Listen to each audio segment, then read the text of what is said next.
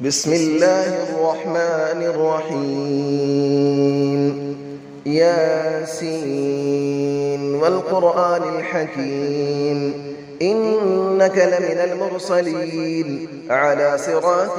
مستقيم تنزيل العزيز الرحيم لتنذر قوما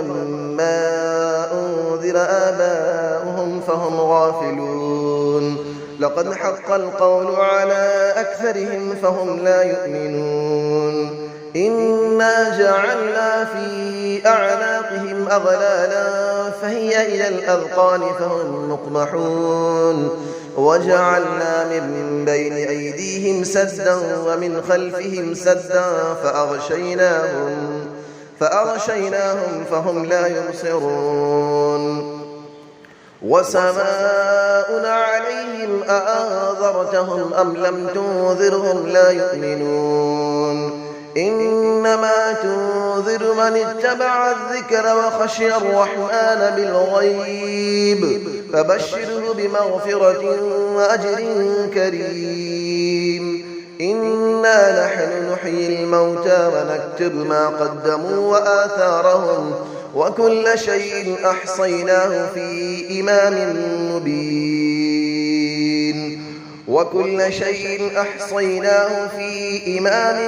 مبين واضرب لهم مثلا أصحاب القرية إذ جاءها المرسلون إذ أرسلنا إليهم 2 فكذبوهما فعززنا بثالث فقالوا إنا إليكم مرسلون قالوا ما أنتم إلا بشر مثلنا وما أنزل الرحمن من شيء إن أنتم إلا تكذبون قالوا ربنا يعلم إنا إليكم لمرسلون وما علينا إلا البلاغ المبين قالوا إنا تطيرنا بكم لئن لم تنتهوا لنرجمنكم وليمسنكم منا عذاب أليم قالوا طائركم معكم أئن ذكرتم بل أنتم قوم مسرفون وجاء من أقصى المدينة رجل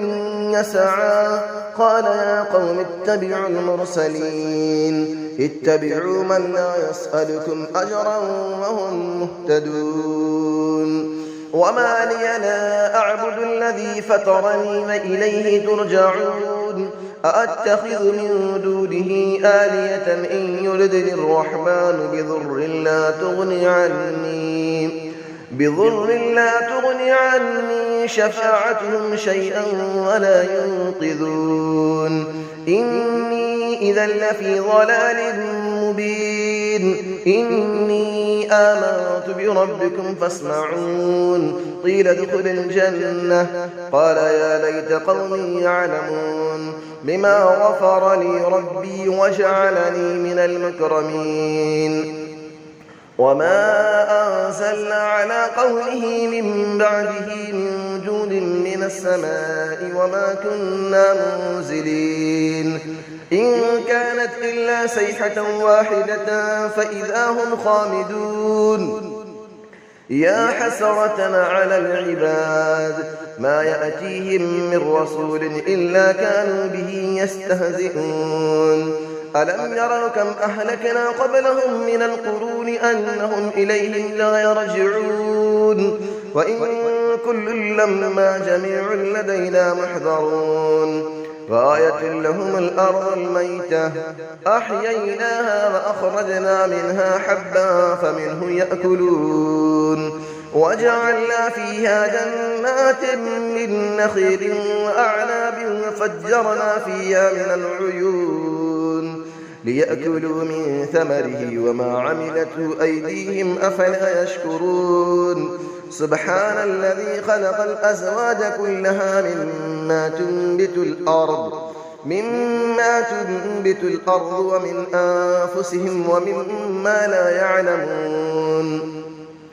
وآية لهم الليل نسلخ منه النهار فإذا هم مظلمون والشمس تجري لمستقر لها ذلك تقدير العزيز العليم والقمر قدرناه منازل حتى عاد كالعرجون القديم لا الشمس ينبغي لها أن تدرك القمر ولا الليل سابق النهار وكل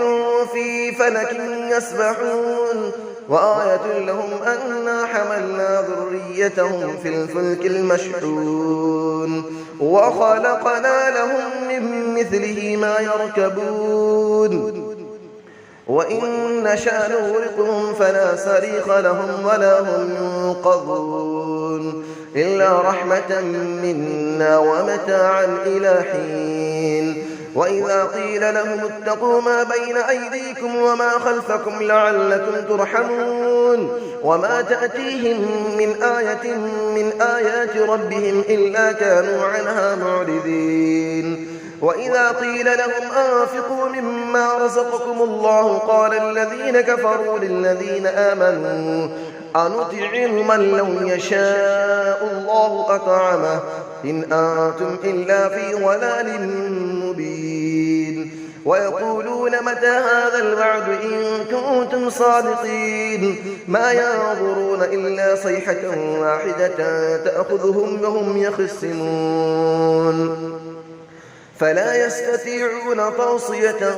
ولا إلى أهلهم يرجعون ونفخ في السور فإذا هم من الأجداث إلى ربهم ينسلون قالوا يا ويلنا من بعثنا من مرقدنا هذا ما وعد الرحمن وصدق المرسلون إن كانت إلا صيحة واحدة